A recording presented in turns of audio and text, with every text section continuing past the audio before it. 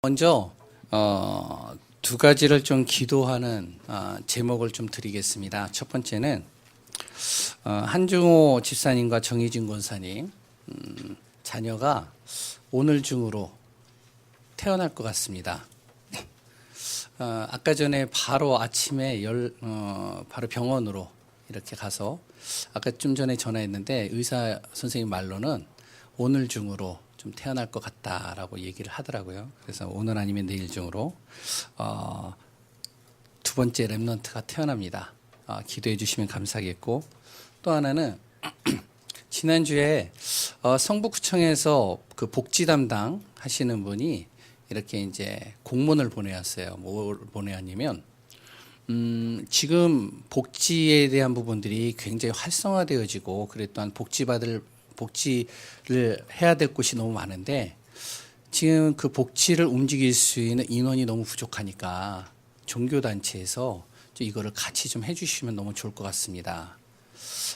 제가 기도했던 부분이고 정말로 참된 하나님의 계획이 아닐까 좀 생각이 되어집니다. 그래서 이제 공문이 날라와서 이따가 좀 잠깐 이야기를 드리겠지만 우리 교회에서 감당할 수 있는 부분들, 그런 부분들을 또 이 지역에 또 도움이 될 것들을 또 우리가 같이 도와가면서, 또한 심지어는 또 물질만 돕고 이렇게 우리가 봉사로 돕는 그 정도가 아니라 그 영혼을 살리고 복지 대상이 없는 정말로 그 응답들을 누릴 수 있도록 또 우리 교회가 기도하면서 인도받았으면 좋겠습니다.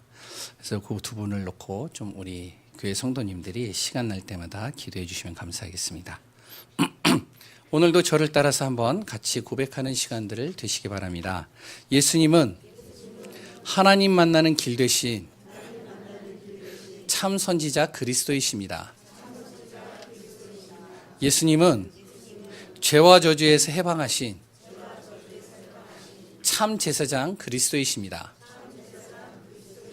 예수님은 사단의 세력을 멸하신 만왕의 왕 그리스도이십니다. 아멘. 이 고백이 날마다 우리의 고백이 되시기를 바랍니다. 5월은 가정의 달이죠. 그래서 지난주에도 가정에 대해서 서론에 잠깐 이야기를 드렸습니다. 오늘도 서론에 가정에 대해서 좀 같이 이렇게 나누려고 합니다. 왜? 우리가 가정복음 해야 되거든요. 가정 살려야 돼요. 가정을 위해서 진짜 우리가 기도해야 됩니다. 가정을 복음해야 될 이유가 있어요. 대체로 모든 가족이요, 가족 안에서 행복하기를 꿈꾸죠. 이 행복을 위해서 돈도 법니다. 그리고 교육도 시키고요, 최선을 다하죠. 하지만 세상이 모르는 게 있습니다. 많은 사람들이 모르는 게 있어요. 그것이 바로 영적인 사단의 존재라는 것입니다. 이걸 몰라요. 이 사단은요, 하나님이 만들어 놓으신 것을 파괴시키는 것이 주 목적이 있어요. 그래서 하나님이 만들어 놓으신 굉장히 중요한 제도 두 가지가 있는데, 그 첫 번째가 예배입니다. 이 예배를 어떻게 해서든지 파괴시키려고 하는 게 이 사단이에요. 그러니까 어떻게 하냐면 우리를 피곤하게 만들든지 아니면 집중할 수 없도록 산만하게 만들어서요, 예배에 집중 못하도록 하는 겁니다. 그리고 예배드리지 못하도록 속이는 거예요. 예배가 안 되면 어떻게 되는지 아세요? 영이 죽어버려요. 영이 병들어버려요. 영이 병들었다는 것은요, 건물로 말하면 건물의 뼈대, 보이지는 않지만 그 뼈대가 약하다는 것입니다. 뼈대가 약하면 어떻게 되죠? 외벽을 좋은 자재를 써가지고요, 멋있게 만들어놔요. 안에도 인테리어를 고급 인테리어로 다 만들어 놓습니다. 그럼 너무 멋있겠죠. 보여지기는 너무 멋있어요. 그런데 뼈대가 약하면 강풍이 불거나 아니면 조금만 땅이 흔들려 버리면 어떻게 되죠? 다 무너져 버리는 거예요. 마찬가지로 우리의 영이 병들면 그 위에 아무리 좋은 것으로 포장을 해도요, 결국 문제가 오면 다 무너지는 것입니다. 그래서 사단은요, 영적인 걸 공격하는 거예요. 외적인 거는 다 갖다 줘요. 멋있게 좋은 것으로 채워주는데 그 속에 보이지 않는 영적인 뼈대, 그거를 흔들어 버리는 겁니다. 병들게 만드는 거예요. 그래서 이 하나님은 예배를 가장 우선으로 두셨는데 이 사단은요, 예배를 공격합니다. 그러니까 이 예배를 통해서 공격하니까 영적인 것이요, 무너져 버리는 거예요. 영적인 게 병들어 버려요. 그러면 힘들어지는 겁니다. 그러면서 사단은요, 두 번째로 가정 공격해요. 철저히 가정을 무너뜨리는 겁니다. 우리의 열심은요, 가정에서 열심은 한계가 있어요. 그렇다고 참아도 안 됩니다. 가정에서 열심히 참아봐요. 남편을, 자녀를 놓고 참습니다. 저도 수십 번 참거든요. 참아도 안 돼요. 힘써도 안 돼요. 울어도 안 돼요. 어디서 많이 듣던 거죠? 찬양에서 나오는 거예요. 이 사단은요, 가정을 속이고 이간질시키는 존재입니다. 이 사단의 권세를 무너뜨리지 않으면 아무리 우리가 힘쓰고 울고 참아도 안 되는 겁니다. 이건. 이 사단의 존재를 믿든 안 믿든 이 사단의 권세를 무너뜨릴 존재는 세상에 그 어떤 영웅도 없습니다. 바로 하나님만이 하실 수 있죠. 그래서 하나님이 우리 가정의 주인이 되어줘야 되는 겁니다. 우리 가족의 삶에 함께 하시면 되는 겁니다. 그 방법이요, 복음화입니다. 그래서 우리 가족을 복음화하는 거예요. 이것이 그 어떤 것보다 그 어떤 것으로도 가져다 줄 수 없는 참된 행복을 우리 가정에 가져다 주는 겁니다. 그래서 가정 복음화를 위해서 기도해야 돼요. 가정 복음화 하는 것이요, 우리에게 부담이 될 수도 있습니다. 왜? 하다 보면 잘 안 되거든요. 이 부담을 내가 안 짊어지면 누구도 대신할 수가 없어요. 하나님의 강권적인 역사를 통해서 하실 수는 있겠지만 가정 복음화를 놓고 평생이 걸려도 우리가 기도하고 복음 전해야 됩니다. 이 복음이 우리 가정의 재앙을 막는 거예요. 참 행복으로 우리 가정을 인도하는 길이 되는 겁니다. 아직까지 가정 복음화가 안 되었다고 낙심하진 않겠지만 설령 낙심된 사람이 있어도요, 생각 바꾸시기 바랍니다. 내 자신이 기도하고 복음 앞에 서 있기 때문에 그나마 우리 가정이 재앙 속에 안 들어가는 거예요. 그나마 하나님께서 우리를 지키시고 보호하시는 겁니다. 그래서 정말 우리 가정 복음화를 해서 계속 기도하시기 바랍니다. 그럼 가정을 복음화시키는 키가 무엇일까요? 첫 번째는 내 자신입니다. 나를 살려야 돼요. 내 자신이 먼저 불신앙하지 말아야 돼요. 내 자신 안에 있는 불신앙을 빨리 제거해야 됩니다. 그러면서 내 안에 있는 힘을 얻어야 돼요. 이렇게 되려면요, 내 자신이 하나님이 주시는 복음의 말씀을 믿어야 됩니다. 그리고 또한 하나님의 능력을 믿는 믿음의 기도가 있어야 돼요. 믿고 기도하는 자는 받은 대로 어떻게 해요? 우리에게 다 주어지신다라고 분명히 성경에 나오고 있잖아요. 그러면서요, 하나님이 원하시는 소원이 전도와 가정복음화를 항상 마음에 담고 누리면서 기다리는 겁니다. 그게요, 어떨 때는 열흘 만에 응답이 올 수도 있어요. 어떨 때는 2년 만에 응답이 올 수도 있습니다. 어떨 때는요, 25년 만에 응답이 올 수도 있어요. 어떨 때는요, 모세처럼 80년 만에 응답이 올 수 있습니다. 우리의 기준으로 보지 마시고 하나님의 기준으로 보면 돼요. 그러면 우리는 기다리면서 누리면서 정말로 지속적으로 가정을 놓고 우리가 기도하면서 인도받다 보면 결국에는 가정은요, 복음화되게 되어 있습니다. 그러면서 나의 가정 현장에 하나님을 믿지 못하는 가족에게요, 우리가 세 가지를 주어야 돼요. 그 첫 번째가 뭐냐면 지혜롭게 문제에 대한 답을 줘야 됩니다. 우리 가정에 오는 문제에 대해서 지혜롭게 답을 줘야 돼요. 그리고요, 생각과 마음의 잘못된 것을 바꿔줘야 됩니다. 자꾸 이 생각과 마음이요, 잘못된 것으로 가득 차 있거든요. 가정에서 같이 이야기를 하면요. 그리고 이걸 자꾸 바꿔줘야 돼요. 그리고 믿음의 말을 하는 겁니다. 저 XX 문둥이 같은 누구 바꿔야 돼요. 하여튼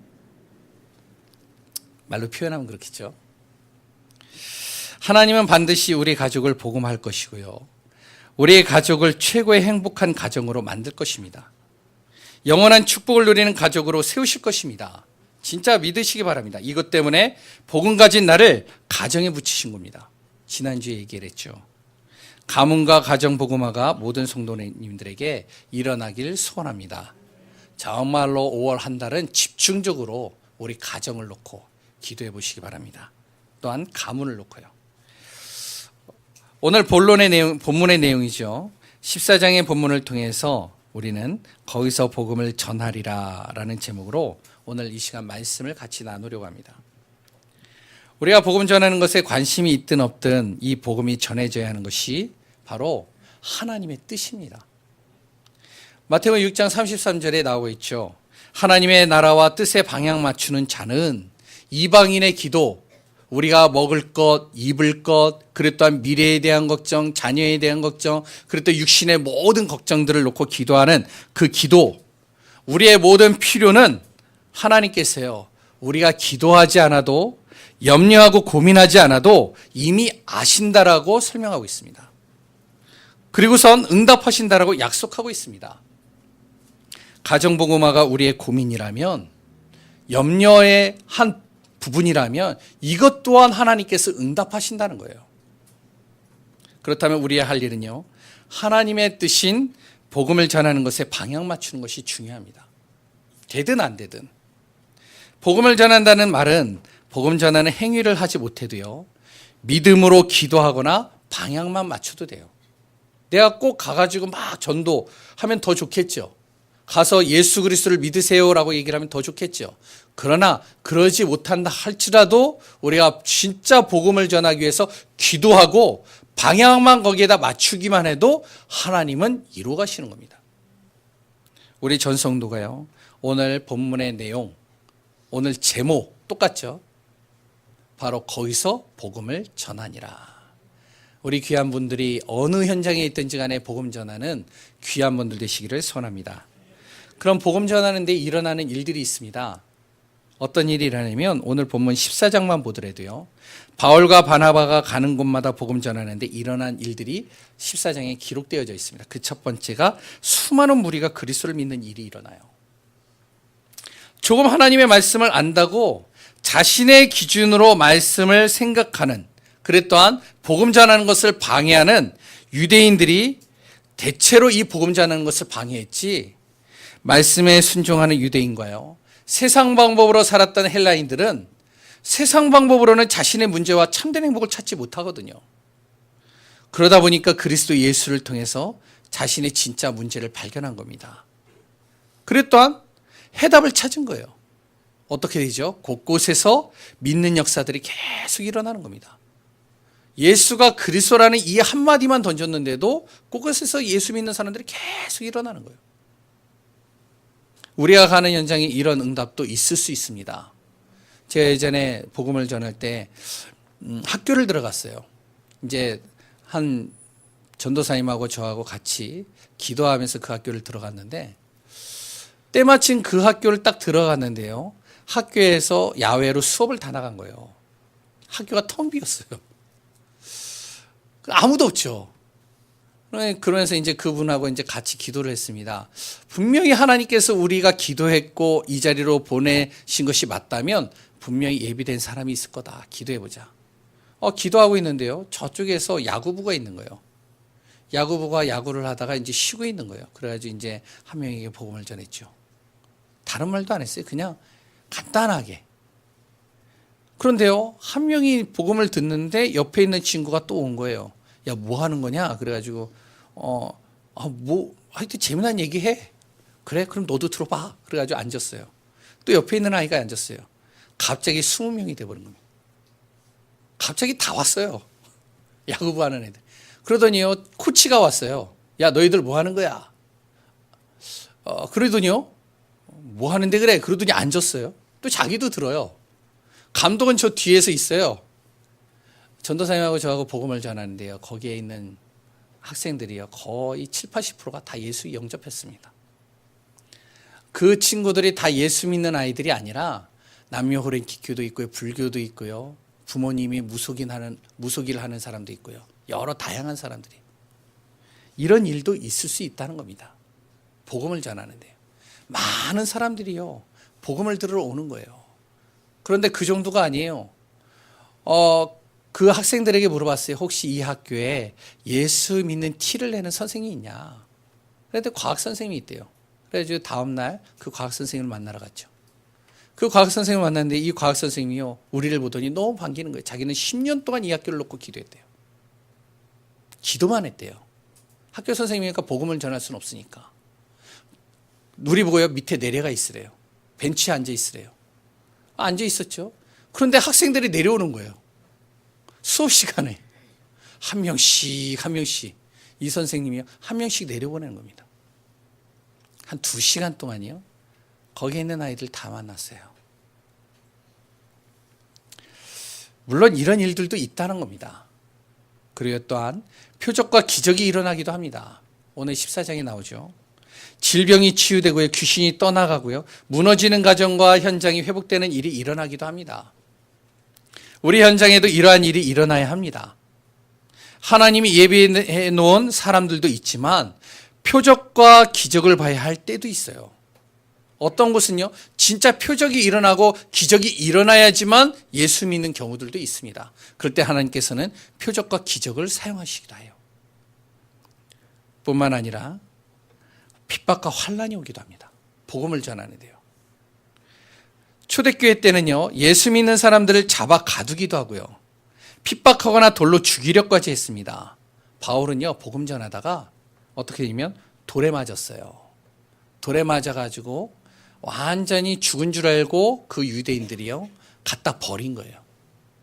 근데 버렸는데 살아났어요. 기절한 거겠죠. 그래가지고 살아나더니 이 바울이요, 다시 그 현장으로 들어간 겁니다. 복음 전하는데 이런 일들도 있어요. 근데 이것 때문에 이게 두려워가지고 우리가 복음을 전하지 않는다. 그러면 안 되겠죠. 복음을 전할 때 핍박과 환난도 있지만 그보다 더 큰 역사를 하나님이 이루어 가시는 겁니다. 그보다 더 힘든 것은요, 아무런 일이 일어나지 않을 수도 있다는 겁니다. 아니, 핍박이 오거나 환난이 오면 복음 전하다가 하나님께서 역사하시나 보다, 흑암이 발악하는가 보다, 기적과 증거가 일어나고 많은 사람들이 예수 믿게 되면 야, 진짜 하나님이 하시는구나. 그런데 아무런 일도 일어나지 않는 경우도 있어요. 기도도 많이 하고요. 진짜 복음을 위해서 올인하면서 복음 전하는데 아무 일도 안 일어나요. 우리는 이럴 때 어떻게 되어지면 착각을 할 때가 있죠. 과연 될까? 어떤 분위기나 이런 기회로 우리가 바꿔야 되는 건가?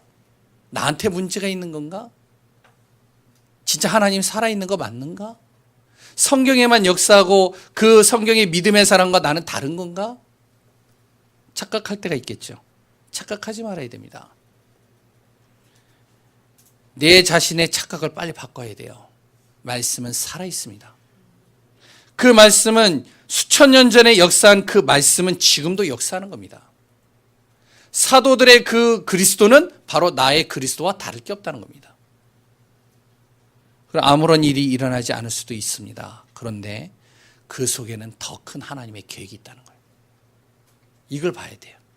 지금 당장은 안 일어나는 것 같고 지금 당장은 변화되는 것 같아 보이지 않지만 결국에는 그 속에는 하나님의 더 큰 계획을 가지고 하나님 움직이시는 겁니다. 이걸 보셔야 돼요. 그래서 꼭 기억할 것은 주님은 아신다는 겁니다. 나의 형편 상황 약한 부분을 하나님은 너무나도 잘 아셔요. 구원받았는데도요, 나의 영적 문제가 있어요.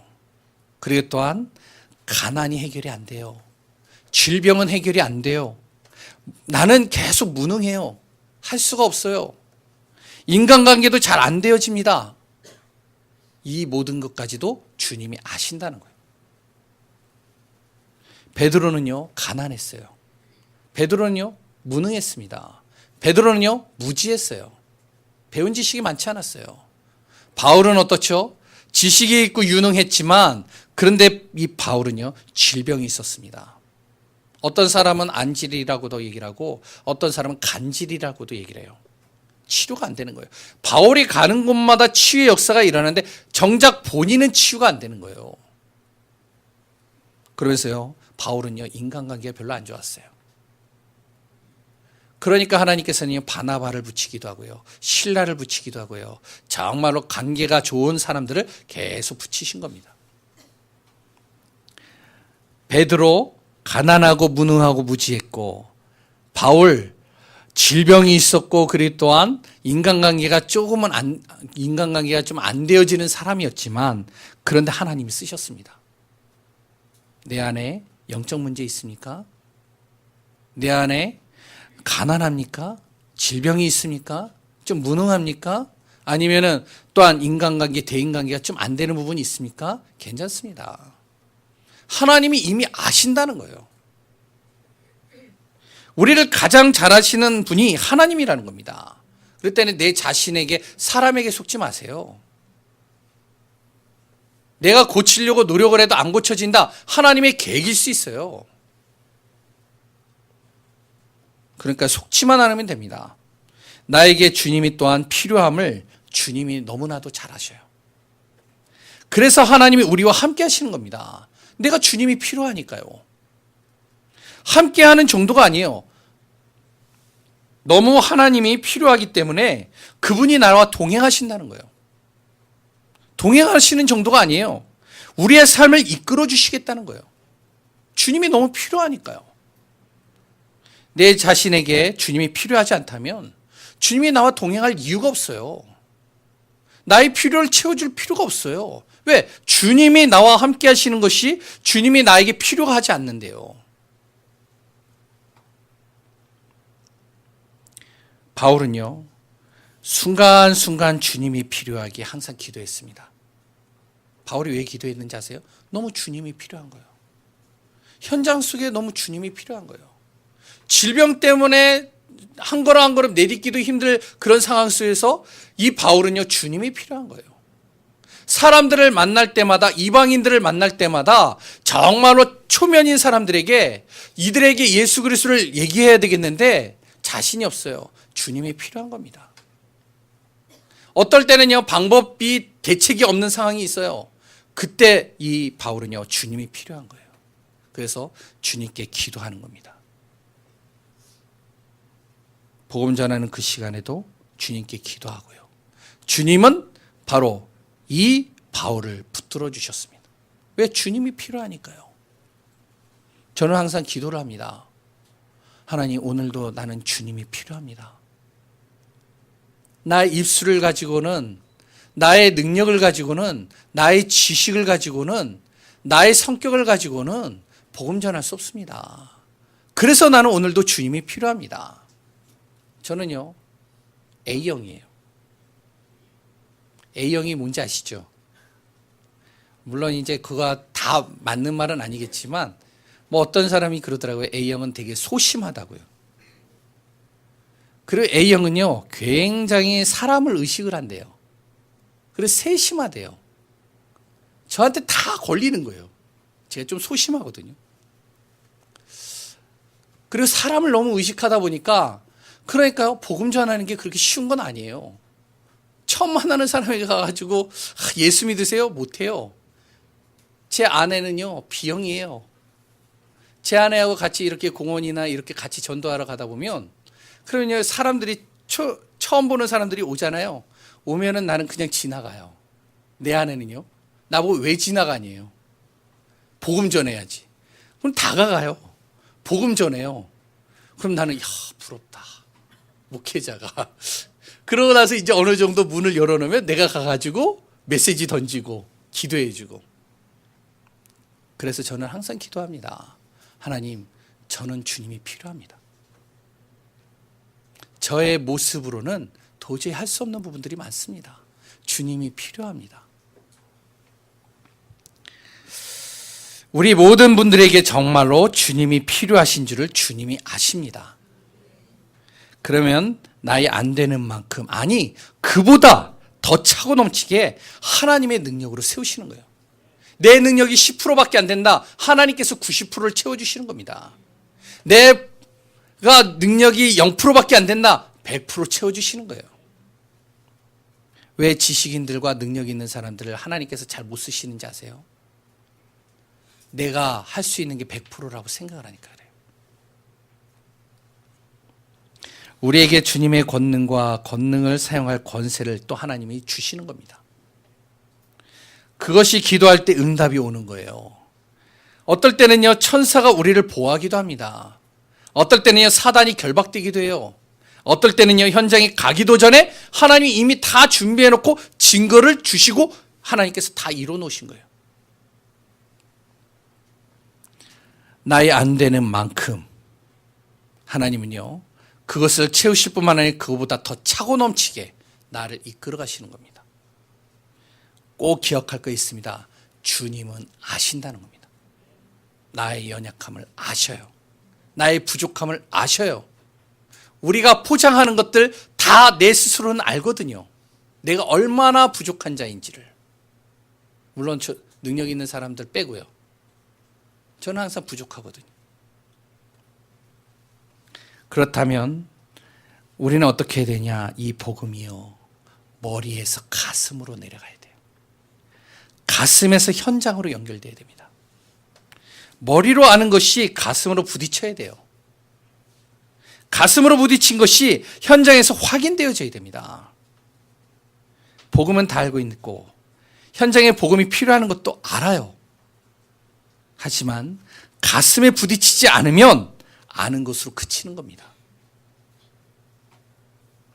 예전에 우리 자녀들하고 이렇게 수영장을 갔어요. 그래가지고 이제 이렇게 수영을 아이들이 하고 있는데 갑자기 저쪽에서요, 아이가 물속에 빠졌어요. 이제 좀 물이 깊었나 봐요. 그래서 막 허우적거리는 거예요. 사람들이 뭐라고 하냐, 저도 그랬어요. 옆에서 어떡하지 야, 쟤 빠졌어. 그러니까요, 막 사람들이 어떡해. 그런데요, 구조대원보다 더 빨리 달려가는 사람이 있습니다. 그게 누구죠? 예? 엄마예요. 엄마는 빠지자마자 생각할 겨를도 없이 그냥 달려가는 거예요. 자기 아이니까. 달려가서 끄집어내는 거예요. 우리가 정말로요, 복음을 아는 것으로 그치면 안 됩니다. 이 머리 아는 것이 가슴으로 내려와야 돼요. 내 가족에게, 내 주위에 있는 지인들에게 진짜 필요한 것이 복음이 맞냐? 저 사람이 진짜 문제가 있는데 진짜 복음이 저 사람의 인생을 살리는 게 진짜 맞냐? 이 가슴으로 내려와야 돼요. 그럼 어떻게 되죠? 우리는요, 복음을 전할 수밖에 없습니다. 이것을 가장 잘하는 사람이 누구냐? 그게 바울이었어요. 바울은요, 예수가 그리스도이심을 잘 알았습니다. 그래 또한 그리스도가 자신에게 또한 현장에 필요함을 절실히 느꼈어요. 왜? 자신이 몸부림쳐가지고 안 되었거든요.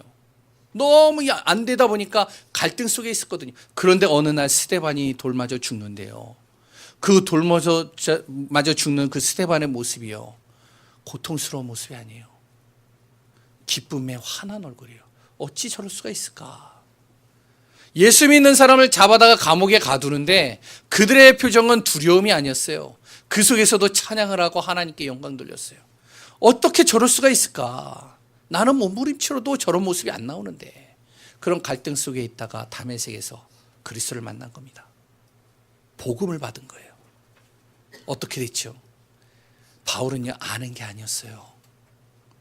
자신에게 있어서 진짜 그리스도가 얼마나 필요한 존재였고 이것이 나의 인생의 모든 답이었고 모든 문제를 해결하는 통로였다는 걸 알았다는 거예요. 그러니까 담대하게 나가는 겁니다. 듣든 안 듣든요. 그러면서 돌 맞아서요, 완전히 성 밖으로 내쳤는데도 또다시 들어가는 거예요.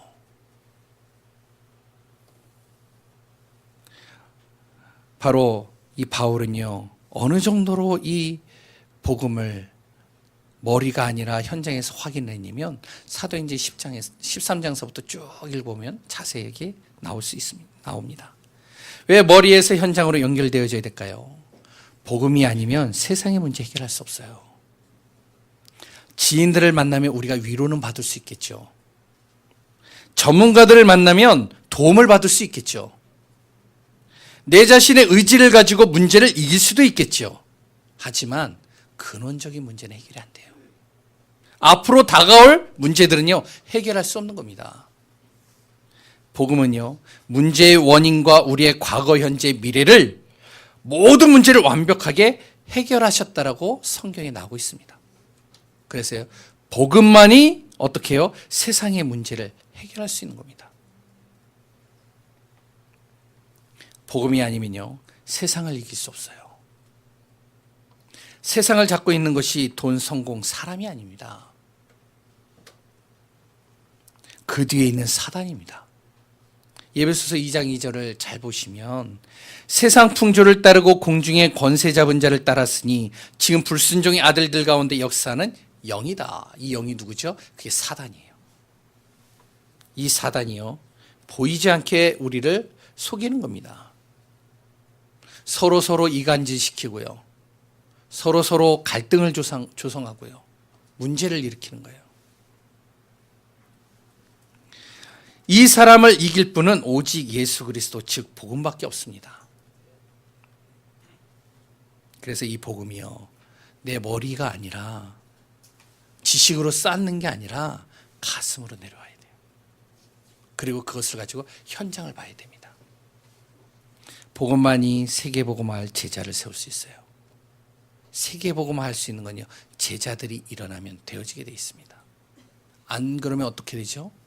교회를 할지라도 무너지는 거예요. 많은 사람들이 교회를 모여요. 그런데 정말로 세계복음화할, 이 복음 전할 제자가 없다. 결국엔 어떻게 하죠? 그 교회는요, 다 무너지게 되어 있습니다. 복음 가진 제자 한 사람은 일어나도요, 가정이 살아나고요, 내 지역이 살게 됩니다. 우리가 큰 사역을 하자는 게 아니에요. 우리 가족과 내 주위와 조금 넓게는 내 지역에 그리스도 예수를 믿게 하는 겁니다. 이 응답들이 누려지는 귀한 분들 되시기를 바랍니다. 결론입니다.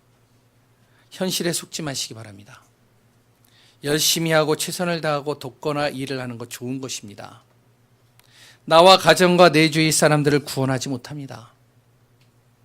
오직 복음만이 모든 현실과 과거와 미래와 영혼으로부터 구원할 수 있다는 사실이에요. 구청에서 복지를 같이 협력해서 했으면 좋겠다. 종교시설에서 같이 도왔으면 좋겠다. 저는요, 그 뒤에 있는 걸 봐요. 돕는 것으로만 끝나면 안 됩니다. 돕는 건요, 돕는 것으로밖에 안 돼요. 살려야 돼요. 안 살리면 죽는 겁니다. 열심히 우리가 밥을 퍼주고요, 열심히 구제를 하는 거 좋은 일입니다. 당연히 해야 돼요. 지금 시급한 거를 해결해 주게 돼야 돼요. 우리 교회도 나중엔 그렇게 해야 돼요. 그런데 그것으로 끝이면 안 돼요. 거기에 뭐가 들어가야 되죠? 그 사람 살려야 돼요. 복지 대상이 되지 않도록 만들어줘야 됩니다. 그럼 어떻게 하죠? 이 사람의 생각을 바꿔주고요, 마음을 바꿔주고 중심을 바꿔줘야 돼요.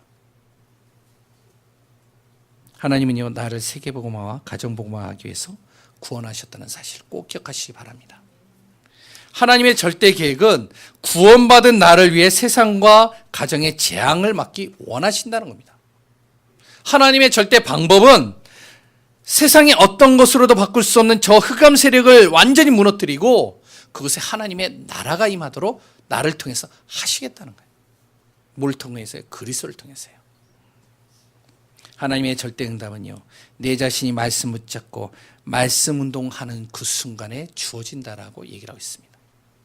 그렇게 언약의 말씀 붙잡으시기 바랍니다. 그러면서 하나님이 구원받은 나에게 주신 것을 활용하시기 바랍니다. 성삼위 하나님을 믿으세요. 그리고요, 천국 배경을 믿으세요.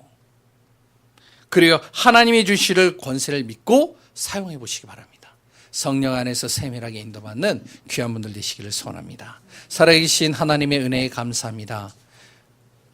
정말로 우리를 구원하시고 우리를 통하여 가정 살리시고 우리를 통해서 나를 만나는 영혼들을 살리기 위하여 하나님은 지금도 그리스도로 모든 것을 움직이고 있음을 고백합니다. 우리는 주님이 필요합니다. 정말로 주님께서는 우리의 모든 것을 알고 계십니다. 하나님의 절대 주권 속에서 인도받는 귀한 분들 되게 하여 주옵소서. 살아계신 예수 그리스도의 이름으로 기도합니다. 아멘. 우리 찬송가 270장 찬양하겠습니다.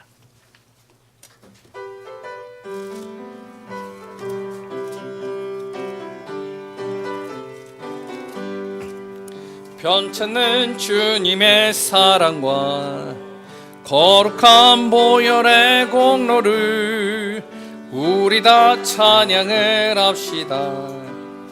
주님을 만나볼 때까지 예수는 우리를 깨끗게 하시는 주시니 그의 피 우리를 눈보다 더 희게 하셨네. 우리를 깨끗게 한 피는 무궁한 생명의 물이세. 생명의 구원을 받은 자 하나님 찬양을 합시다. 예수는 우리를 깨끗게 하시는 주시니 그의 피 우리를 눈보다 더 희게 하셨네. 주님의 거룩한 보혈을 날마다 입으로 간증해